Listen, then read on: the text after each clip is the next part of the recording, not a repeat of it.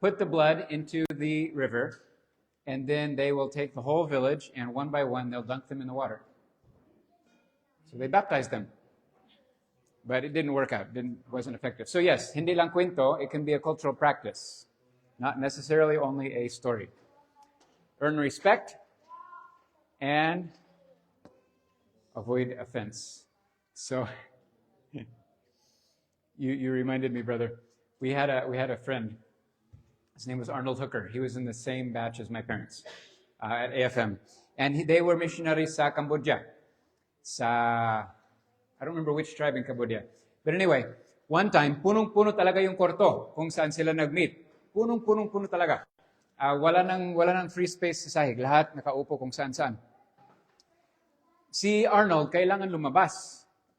So may isang dalaga doon na nakaupo, nakasandal sa pader, at yung mga paa niya, nakaganyan. So sa kanila, less yung offense ng paa, na yung magpakita ng paa. Basta natandaan ko na nakaganyan yung paa niya. So si Arnold, parang padaan po, parang nagganyan. Pero hindi talaga napansin ng dalaga, kahit ilang beses padaan po. Kaya ang ginawa niya, he just stepped over her feet. Oh boy. That was the end. Grabing nagalit ang buong community, grabing nagalit yung mga magulang ng dalaga. Sa kanilang ugali, ni-rape niya ang babae na yun. No, they didn't force her to marry him to marry her, but they accused him of rape. They didn't put him in prison, but only because he had to go to every living relative in the entire country of Cambodia at mag-apologize sa bawat isang taong, bawat isa sa mga kamag-anak nila na buhay pa. And it's still, even after that, medyo mahaba ang panahon na masama talagang tingin ng mga tao sa kanya. So yeah, be careful. So you reminded me of the stepping over. The first time I'd heard the stepping back again. Yeah. Okay. The next reason to study the culture is, so Michael, you'll be ready later, a little bit later, because the next one is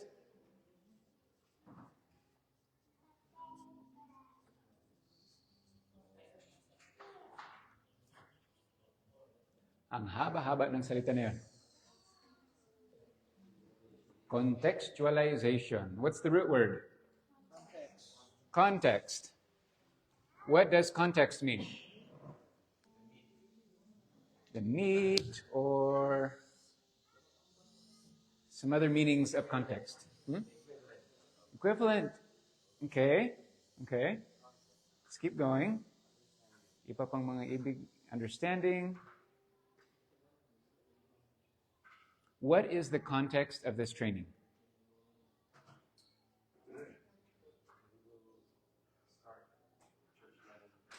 That's the purpose.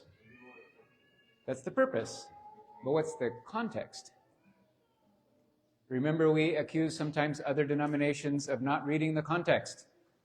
We say, you read this one verse, but you don't read the context, except we as Adventists do the same thing. So, mag-ingat din tayo. So, what do we mean by the context? It's not necessarily the purpose of the text. It is the... But where do you get the whole meaning? You get it by reading the context. So what's the context? The time, the place. In the example of the text, basahin mo yung before and after. Okay, so our context is we are here at the Sulad's campus. We have grass all around us. We have a building that keeps us relatively cool, even though it's not air-conditioned. It's nicely designed. May hangin. So these are physical contexts.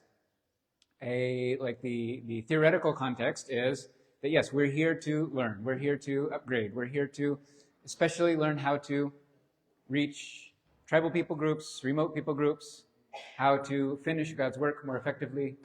So the context, yung sa palibot, yung situation kung saan tayo gumagawa.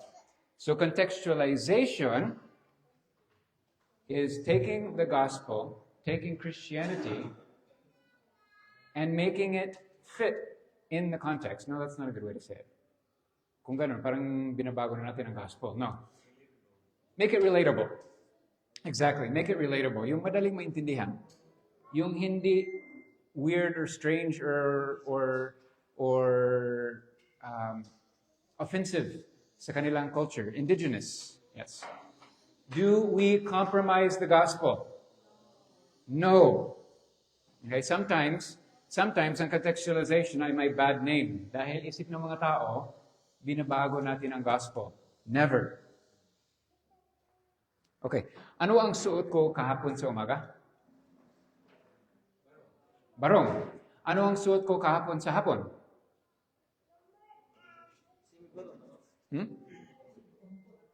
Sumpot? Ano yan? Polo. Itong polo. Parang just a white button-up shirt, right? Ano naman ang suot ko ngayon? Polo. Ito, polo.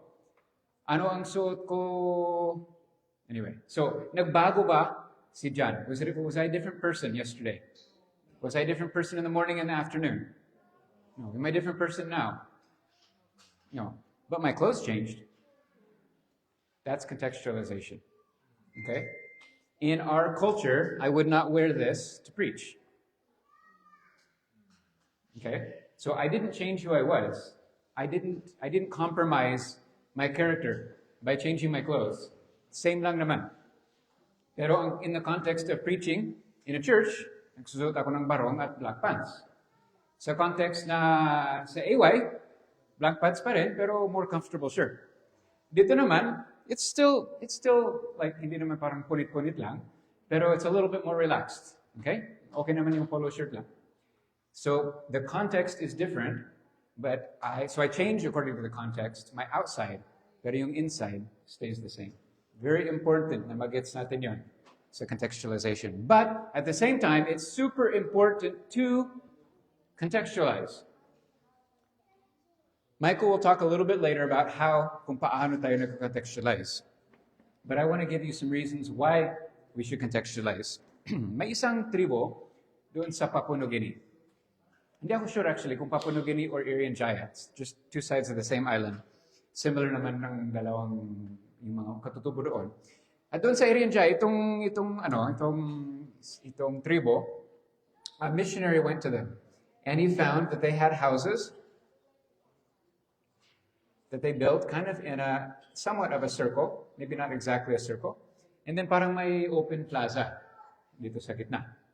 So, dumating yung missionary, buti na lang, hindi kagaya sa mga mangyan na very resistant, ayaw papasokin ng mga missionary.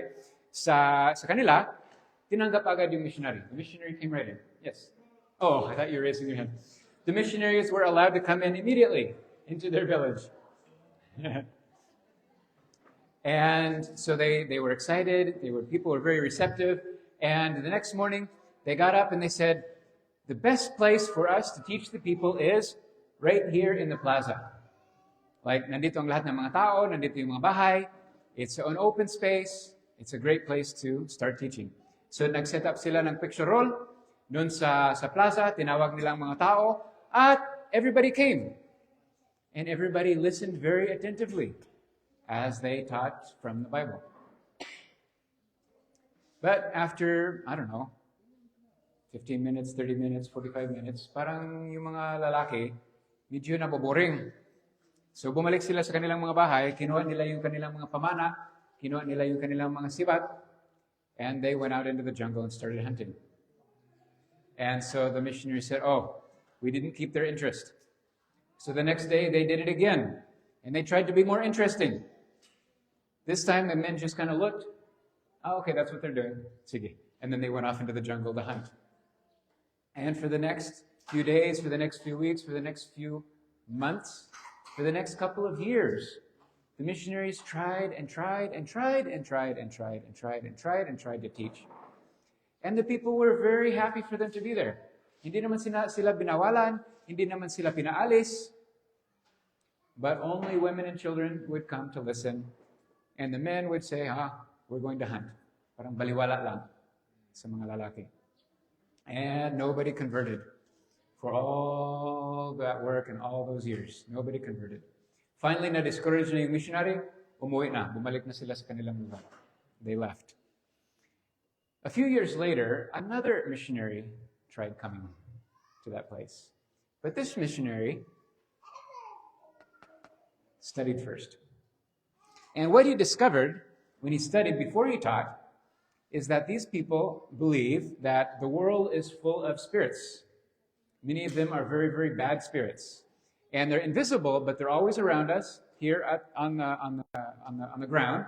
And they're always listening to us and trying to find some way para dayain tayo or lokohin tayo.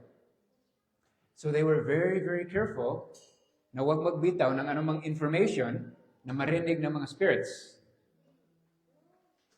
So anytime that they had to talk about something na importante, mahalaga talaga, ang gagawin nila, I was going to show a picture.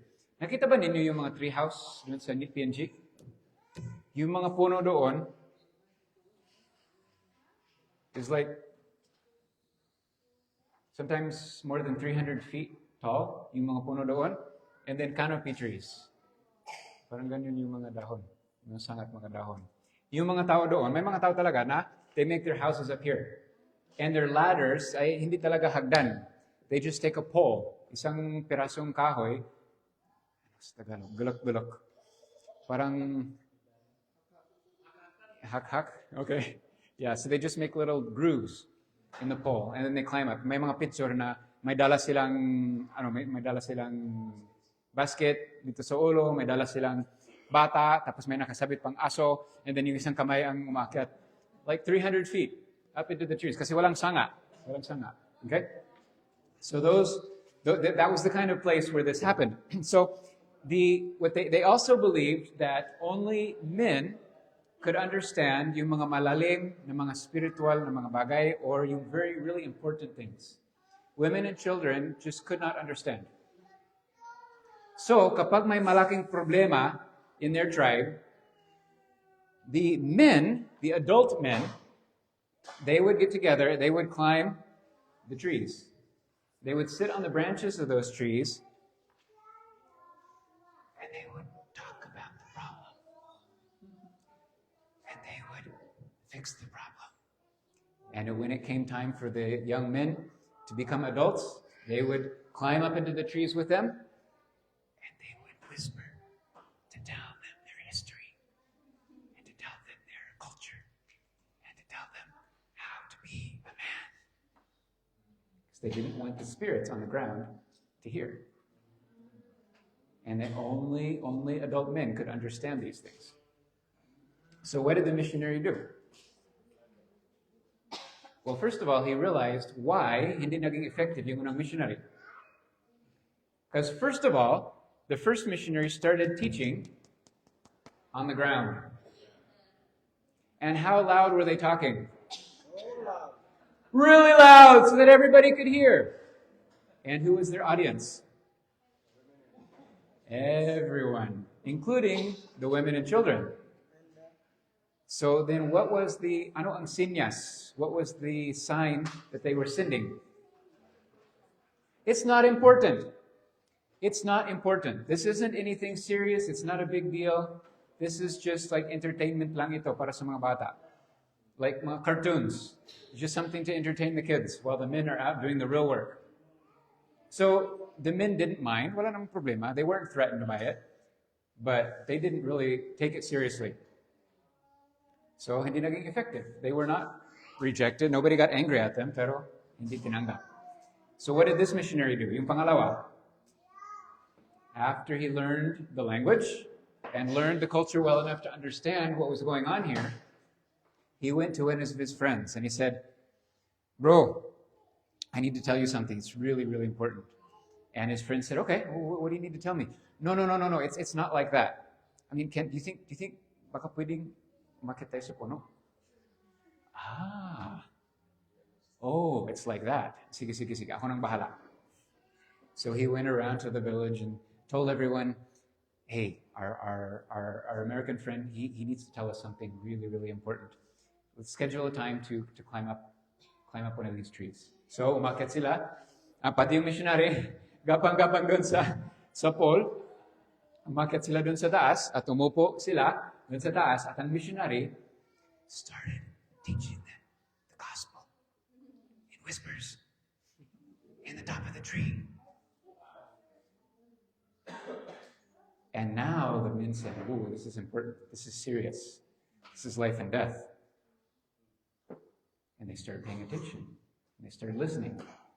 And they started being touched. At marami sa kanila na-convert. Did the missionary teach the women and the children? No. Did the missionary believe the women and children couldn't be saved? Of course he knew that they could be saved. But he knew that if he tried to start with the women and children, the gospel would be discredited. It would never be serious to them. So he started where they were, by teaching the adult men, dun sa taas ng mga puno, nakabulong lang siya. Now, did he stop there? No. Eventually, dumating sa point na ang mga adult na lalaki, na-discover nila, ang nasa Biblia, na ang lalaki at ang babae were both created in the image of God. And they said, wait, that means that our wives can understand too. Oh, we need to teach our wives. Now, what I don't know is if they called them up into the trees. Hindi ko alam yun. But they also overcame their fear of the spirits. They found that God would protect them from the spirits. Yes, totoo naman talaga. Meron nga mga spirits na pag-alagala. It's true. But they don't need to be scared of them anymore. They don't need to be scared. They don't need to try to hide from them all the time. And so the men themselves started teaching the women and the children in their village until the whole village, or at least most of the village, became Christian. Amen. That is contextualization done right. Binago ba ng missionary ang gospel? No. Did he compromise any of the principles of the gospel? No. He did take a while to get there. But so did the disciples. Or you should say, so did Jesus with the disciples. Di ba sabi niya, I have many more things to tell you, but you're not ready for them yet. Do you know that Mrs. White taught Haskell? Actually, sinaway niya si Haskell. Sabi niya, tama na ang iyong pagtuturo sa mga Adventist na huwag kumain ng baboy. Mrs. White told Haskell to stop teaching the Adventists to not eat pork. Did you know that? She said, it may be true. It may be. She wasn't convicted yet, but she said it may be true. But if it is so, God won't just show one person. It will be for the whole church. And you're just, ginugulo mo lang yung mga kapatid ngayon, hindi ito helpful at this point. Like the message about health and the food, by the way, yung clean and unclean was part of the health message, okay? It came last. It came last. Did God compromise in teaching Ellen White and her early Adventist pioneers? No. But he worked with them where they were and moved them forward. Okay. Sorry, konting sideline lang yun. Ang point dito ay contextualization. They put on the clothes of the natives. Maybe physically din, pero ibig sabihin yung gospel ay pinipresent nila in a way na maintindihan ng mga katutubo sa loob ng kanilang culture. Within their culture, they could understand it. Another example, we need to be careful when we contextualize. Another story is from Dale Goodson again. Marami akong mga kwento galing kay Dale. So Dale Goodson, when he was working with the Kamea tribe in Papua New Guinea, he found that the people had no discipline for their children. Wala talagang discipline para sa mga bata. They did whatever they wanted to, and nobody stopped them from doing anything. Actually, medyo pabaya lang. Yung mga bata nga, gala-gala lang sa kagubatan, hanap ng sarili nilang pagkain. Until they became teenagers. Pag dalaga at binata na sila, for example, ang mga lalaki, hindi ko alam yung sa mga babae, but their initiation rite for the young men is lahat ng mga binata, inipon nila, dinala nila dun sa kagubatan, and then all of the adults, all of the old men especially, would take the young men, and they would try to teach them all of the discipline that they hadn't gotten for the last, 12, 13, 14, 15 years. Respect your parents. Provide for your wife. Okay, kind of like that. And many more things. I won't describe all of them. Kasi hindi lang medyo violent talaga. Violent. Hindi lang bugbog. Sabihin ko lang, hindi lang bugbog. Matindi talaga yung violence na ginamit nila. And within 1, 2, 3 days, yung buong 15 years of discipline was fit into those days. And then they were men. So, when Dale came as a missionary, he said, that's not how Christians do things. Hindi talaga pwede yun bilang mga Kristiyano. Okay? But he said, sa mga Christians, sa mga baptized na, sa mga believers na, no more initiation rites. And they accepted. The people accepted. Buti na lang. Sa amin, hindi ganun kabilis. It wasn't that easy for us. But for him, they accepted. What happened 15 years later?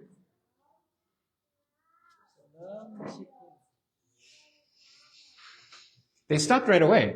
They stopped doing the initiation rites right away. But what happened 15 years later? No. Somebody said it. No discipline. The Adventists became the worst criminals in the whole region. Because they had no discipline growing up, and then they had no initiation rite to pound that discipline into them. Kaya naging mga kriminal yung mga Adventist. So, nauuluhan na si Del. Akala ko may mali sa kanilang culture. May mali nga. Hindi talaga mabuti yung ganun violence. Pero tinanggal ko ang isang aspeto ng kanilang culture at walang nagpalit. Now, in my tribe, the Taubuid tribe, the Taubuid have a system of discipline. Pero ang system ng discipline nila is 100% gamit ng mga spirits. There's no physical punishment. It's all through the spirits. So if, for example, somebody stole my eraser, wag na mangyari. Pero somebody stole my eraser at hindi ko alam. I don't know who did it. Pupunta ako kay Neil, right? Punta ako kay Kuya Neil kasi albularyo siya. Malakas, makapangyarihan. At sabihin ko sa kanya, may nagnakaw ng aking eraser. And of course, I would have to pay him. Walang libre sa albularyo. I would pay him, and then he would put a curse on whoever it was that stole my eraser. And it turns out that it was Vaughn that stole my eraser. Vaughn, why would you do such a thing? And so Vaughn would get really, really sick. Hindi na siya makabangon sa kanyang banig. Hanggang aminin niya at palitan niya. It was kind of like biblical. Like, she stole one eraser, so she has to give me 2 erasers back. Yeah, parang ganon. Kung gawin niya yon, then Neil would take the curse off. But if she refuses, she would keep on getting sick and sick and sick, sicker and sicker and sicker until she died. Ganon ang disiplina sa mga Taubuid. No physical punishment. So, yung unang missionary doon sa kanila, sabi nila, kailangan tanggalin yung ganong ugali. Hindi pa talaga pwede yan sa mga Christians. Pero, they were a little bit more forward-thinking, more advanced yung thinking nila kaysa kay Del. Sabi nila, let's replace that. So we left a hole in their culture. We need to replace that with something better. So the missionary decided a really good system of justice is like what we do in America. So we will have the chief will be the judge, and they will bring the cases to the judge, and he and the mga konsyal will investigate. And then they will discipline them by beating or by prison. They'll make a little prison out of bamboo or mga parusa na mga ganon. Anong nangyari sa mga Taubuid? Did it work? Do you think it worked?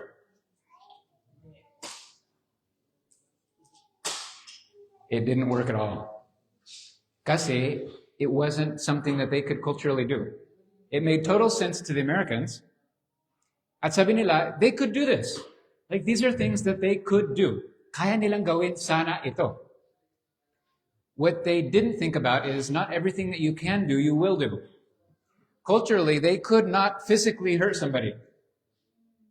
Ang mga mangyan ay zero physical violence. Zero. Wala kang talagang however you say that. Ikakatakot. Doon sa mga mangyan from physical violence. Now, you'll probably try to be killed by spirits. So, be strong in the Lord pagpunta mo doon sa mga mangyan. Pero physically, zero talaga violence. So they could not do that. Hindi talaga nila kayang bubugin, paluin, or kulungin. So ang nangyari, zero discipline. At ngayon, ang mga Tauwid, yung tribong Tauwid, ay parang wild, wild west. Pero at least sa wild, wild west, meron silang 6-shooter. Meron silang baril. Doon sa kanila, wala. There's zero discipline. So, like, the government put in a water system, and the hose was about 2 kilometers long. And so, here at the village, may gripo dito. Okay? So, dito sa gripo, may naglalaba. Pero, habang naglalaba ako dito, or habang naglalaba si nanay dito, gusto kong magigib. I want to get water. So, I will go up 10 meters, cut the hose. And then somebody else, while I'm filling up my jug, somebody else wants to take a bath. And so they will go up another 10 meters and cut the hose. And they just keep on doing this all the way up into the mountains. So like there are, 300 or 400 holes and cuts and duktong. And every time there's a duktong, water comes out. At anong mangyayari sa lupa? Magiging libliban. Doon yung mga baboy, doon yung mga kalabaw. So water goes out, and then water from the libliban comes back in again. It's really, really nasty water. So that's just one example. So when we do contextualization, one of the things that I want you to understand, it's not the missionary's job to do the contextualization for the people. Let them decide how to contextualize. And this is another one of the beauties of VBS or other types of inductive Bible study, is you're not there reading the Bible and saying, okay, this is what you should do. You as a group, primarily actually the people themselves ang nagbabasa ng Biblia, and then you help them, you facilitate, pero sila na mismo ang nagsasabi, so ganito pala ang kailangan kong gawin. As they go through the Bible, they themselves, as the Spirit works in their heart, says, ganito pala yung tamang application ng biblical principle na ito sa akin. They choose how to do it.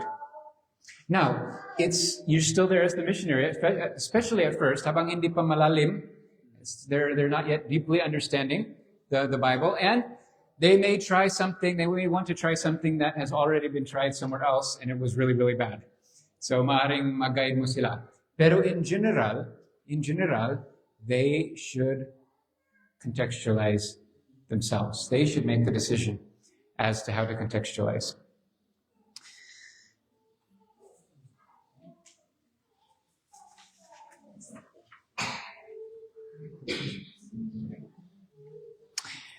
Here's another example, and then after this one, siguro Michael, ikaw na. I'll tell one more story, and then you can do yours. Huh? Sure. Good. Okay. So one more short example, and then Michael will talk about how we do contextualization. We had a bunch of student missionaries. Marami kami student missionaries sa project namin. Umabot at one time to 13 one year volunteers dun sa project namin. At may group sa kanila, may isang leader, and then may parang naakay siya dun sa mga student missionaries na very, very, very strongly against any kind of Western medicine. Now, our approach was more balanced. We would start with whatever's natural, pero may mga diseases na talagang kailangan. Like you can be dead in 12 hours with malaria.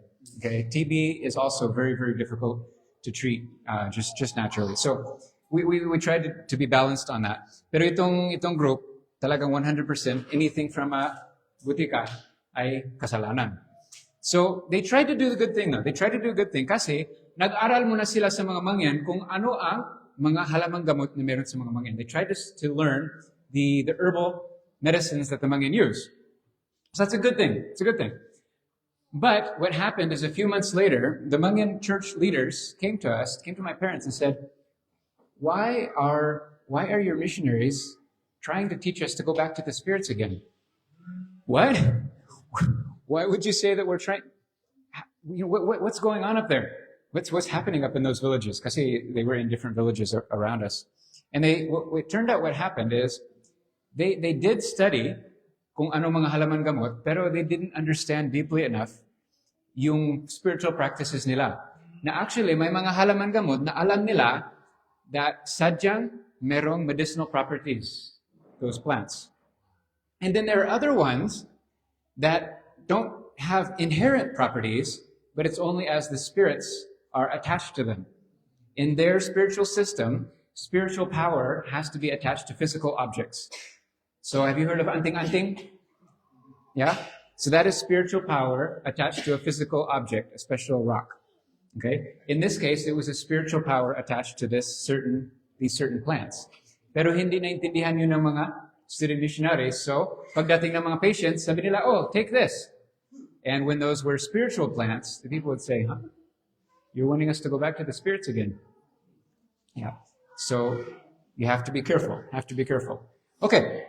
There's another reason to be careful about contextualization. Are you going to talk about under and over, Michael? Okay. Under and over contextualization has been a problem in the Adventist faith. And so there is a system of contextualization that was started by isang missiologist ng pangalan ay si Paul Hebert. Paul Hebert is a very, very well-known missiologist. Personally, medyo boring yung aklat niya, pero good principles, very good principles. So we're going to condense it for you, so you don't have to read the whole book.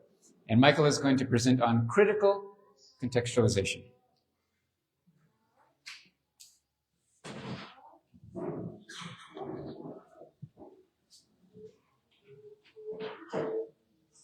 Okay, so dagdag lang itong sa akin, I think. Dagdag na lang. Maraming examples of dyan. Dagdagan ko na lang. Okay? So, critical contextualization. Okay? So, hindi ito politiko, hindi lang ito nagkataon na. Hindi lang nagkataon na nakita mo or napansin mo, kundi sasadyain mo talagang alamin yung mga bagay na ito. Okay? First thing na gagawin talaga sa atin ay mag-aral. Okay? So, mag-aral bago mangaral kasi napakahalaga ito. Kasi pag nagkamali ka dyan sa part na iyan, it's either dito, pwede hindi nila maunawaan. Mali ang kanilang pagkaunawa, pero andun ka pa rin sa village. Okay? Kapag hindi mo to, kung hindi ito nagawa, or mali ang paggagawa mo dyan, pwedeng mapaalis ka sa village. Okay? So, magbigay mo ng example na mali ba ang tumulong? Tutulong ka, naglalakad ka kuya, tapos bigat yung dala mo, tutulungan kita. Kasi yun ang gawain ng isang Kristiyano, to help someone in need. Okay? Mali, hindi. Is it right or wrong? Tama yun. Okay, tama. I was assigned in Zambales.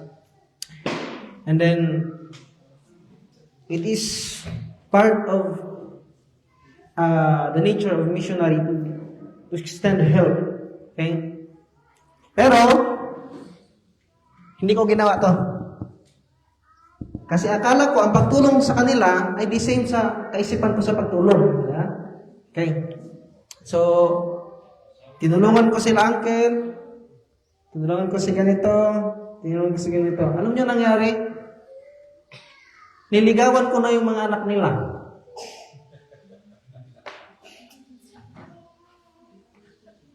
Hindi man kami nag-uusap ng anak nila o pamangkin nila. Adi anong ginawa ko? Hindi lang sila uncle, sila auntie ang tinulungan ko. Yun ang solusyon ko ha. Tinulungan ko lahat. Ano ang result? Lahat niligawan ko. Okay? Okay. So everything na dapat natin gawin sa faith, dapat naka-contextualize. Nakabase sa kanilang culture and worldview. nalaman ko, akala ko ang problema dahil sila lang palagi ang natutulungan ko. Frequent na natutulungan ko. Nagsisilos ang mga tao at sabi na baka nililigawan ng anak. Akala ko yun lang. Dahil tinulungan ko lahat. I helped everybody. Even those walang anak na dalaga.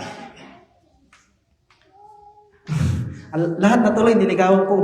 Di anong nangyari? Lahat ng binata, all of the boys na naniligaw kay ganito, naniligaw sa ganito, naniligawan ko na daw, galit na sa akin. Kasi hindi na sila sinasagot kasi ako daw ang nanliligaw. Eh sa mga Aita, kapag ikaw dayo or unat, ang tawag nila, then magkagusto ka sa kanila, malaking bagay yun. Itatakwil nila ang buong mundo. Mapasa kanila ka lang. Kahit sino man yan nanliligaw ng ilang taon, kung ilan lang, basta ikaw yung nanligaw na dayo, na hindi katutubong Aita, ikaw yung pinaka Coco Martin sa kanila.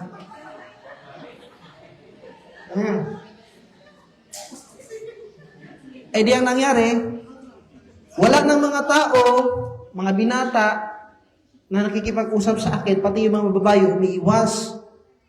Pati mga nanay umiiwas kasi baka isipin ng karamihan na nililigawan ko siya, sila naman mag-asawang magka-problema. So, nagkaroon ako ng ganung problema. So, paano susolusyonan?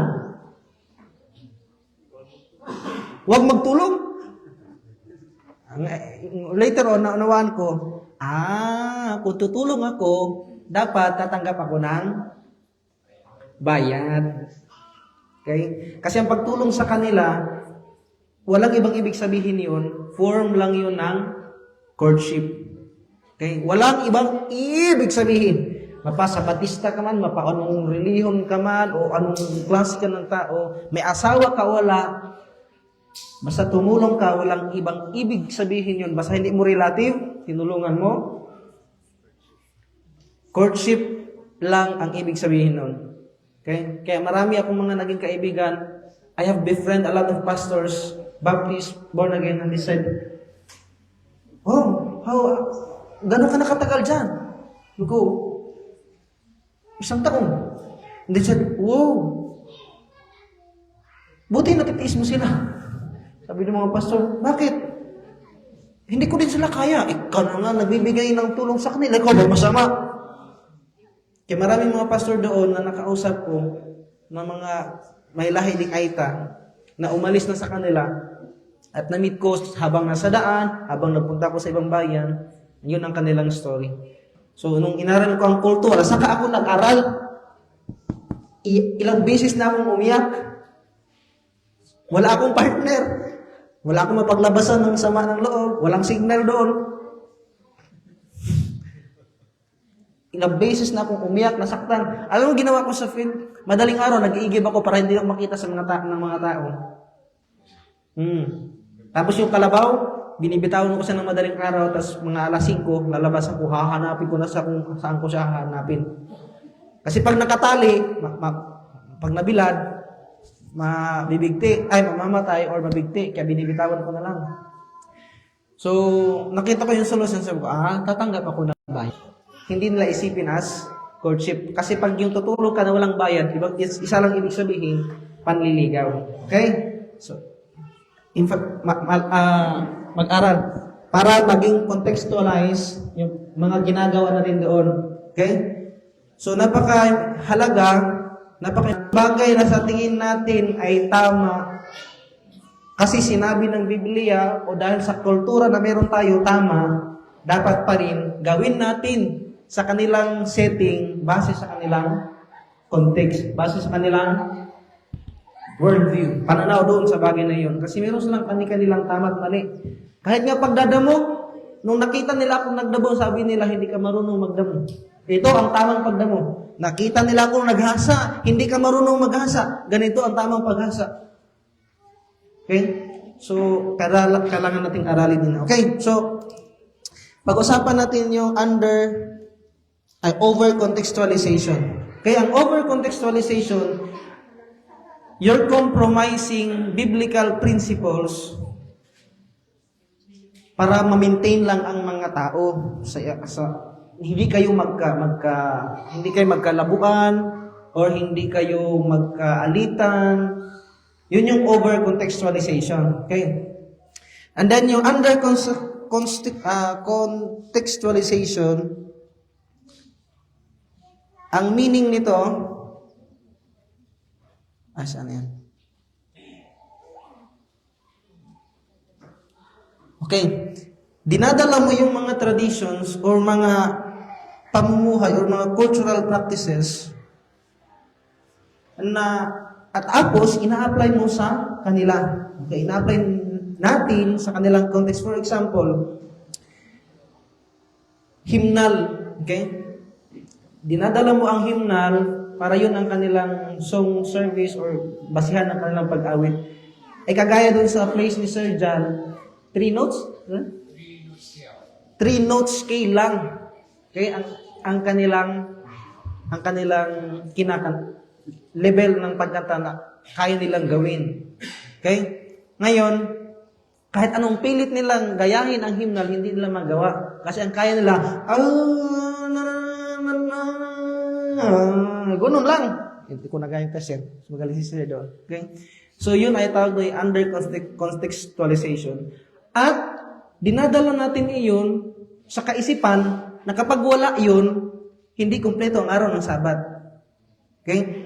Pag hindi masunod yung programa, opening prayer, opening song, hindi na ingatang banal ang araw ng Sabat. One experience. Sa city ito nangyari. At then sabi nung isang kapatid, may problema siya. Her problem was the spirituality of the members is low. Alam niyo bakit? Anong basihan niya? What is her basis? Kasi hindi dumarating ng maaga. Okay? Then I asked her, how early is your early? Ang sabi niya, 7 o'clock. Bakit ang sobrang aga? Kasi may program pa sila bago ang Sabbath School. Okay? At sabi niya, pag hindi daw yun nagagawa, hindi maaga nakakarating ang mga kapatid,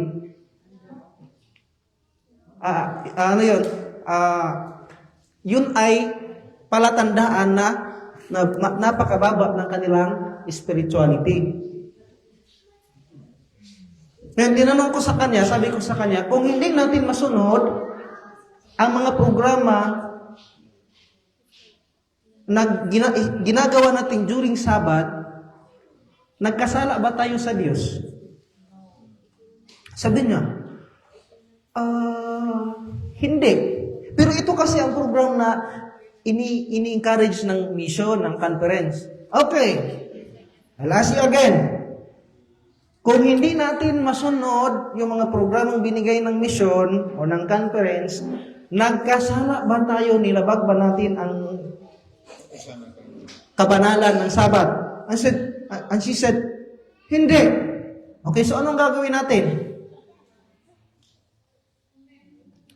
It's either baguhin natin ang programa, kasi ang araw ng Sabat, pahinga. Okay? 6 na araw kung naggumawa, ang sabi ng Panginoon, ang araw ng Sabat ay pahinga. Ang sabi, her statement was, kaya daw na pumasok sa trabaho ng alas 5, magising ng umaga, magluto, pero pag Sabat, bakit hindi?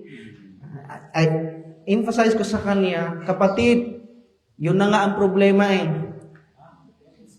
6 days, kulang ang tulog. Gusto pa sana magpahinga pero may trabaho. Ngayon, ang Sabat, pahinga para sa kanila. Kukunin pa ba natin yun? Ano yung sabi niya? Sige, magtanong ako sa pastor. Sa misyon, sa mga direktor. Sabi ko, balik tayo sa Biblia. Okay? Balik tayo sa Biblia. So,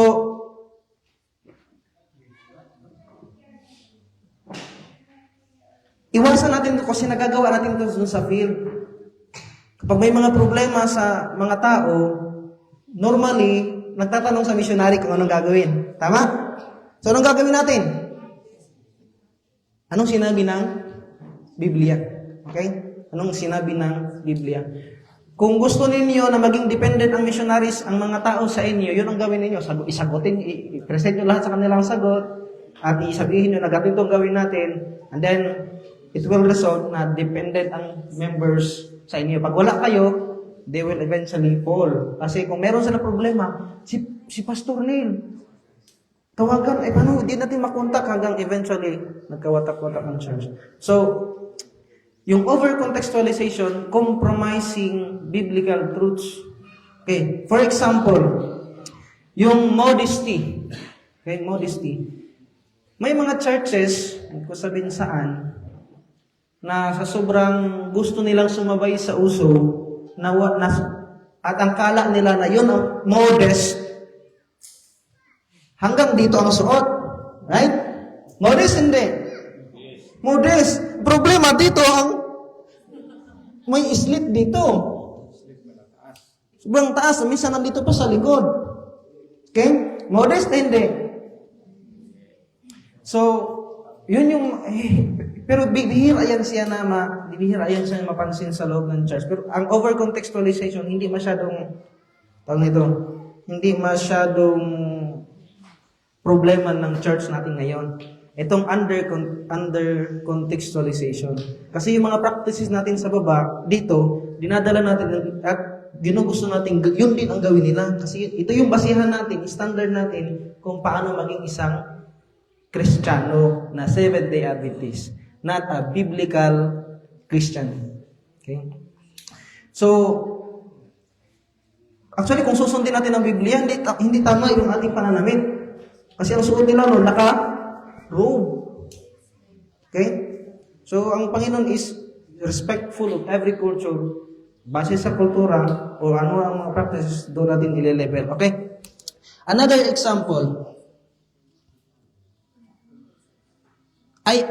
example ng over-contextualization. Okay? Ginamit mismo ang Biblia. Isaiah 58 verse 13. Okay? Isaiah 58 verse 13. Sinabi dyan na huwag kang gagawa ng anumang bagay na pleasure sa iyo during sa Sabat. Okay? Di ibig sabihin, kapatid, pwede ako magtrabaho. Hindi man yun pleasure, ginagawa ko yun para sa kapakanan ng aking family. It is not a pleasure, right? That's over-contextualization. Okay? Compromising biblical truths. Okay? Nako-compromise ang mga katotohanan sa Biblia. Pero hindi yan masyadong problema sa church natin ngayon. Pero actually, sa US, meron na over-contextualization na. Okay. So, tawag nito. Dito tayo sa another example ng under contextualization. Meron kaming isang pastor just recently narinig namin. Nasabi niya sa church daw ang dapat kantahin ay Adventist song lang. Okay? Hindi ka pwedeng magkanta ng hindi Adventist song. Ang problema, yung hymnal natin, ilan dyan ang Adventist ang naggumawa? Alam nyo? Ilan? Gano'n ka konti ang kaunti? Sir Jan, pakisabi kung ilan. Ilan? Adventist na writers. Ilan yung kanta dyan sa hymnal natin? 400, I think? Ay, i-divide 2 mo yan kasi di ba Bisaya yung isa. 7 lang ang Adventist na writer na nakasulat ng kanta dyan. Ang marami sa mga kanta dyan, mga Methodist, Baptist, Wesleyan, pa. Marami pang iba. Okay? And then, dadalhin natin sa church, sasabihin na, ito lang yung kakantahin natin. Nako, edi 6 lang na kanta or 7 na kanta every Sabbath ang kakantahin natin. Okay? So, it is very... Okay, anong oras? Okay. Okay, so continue tayo sa hapon. Continue sa hapon. Tapos mo na. Okay, okay. Ay, hindi. Tapos na. Okay. So, isipin niyo yung mga bagay na sa tingin niyo ay ginagawa niyo sa field, nakala ninyo ay fit sa kanilang context, pero actually pala, dinadala natin kung ano yung nakasanayan dito at gusto nating makita sa kanila doon. Okay? Marami pang bagay, pananamit. Magbanggit pa ako ng story mamaya. Dahil lang sa pananamit, wala nang nagsimba.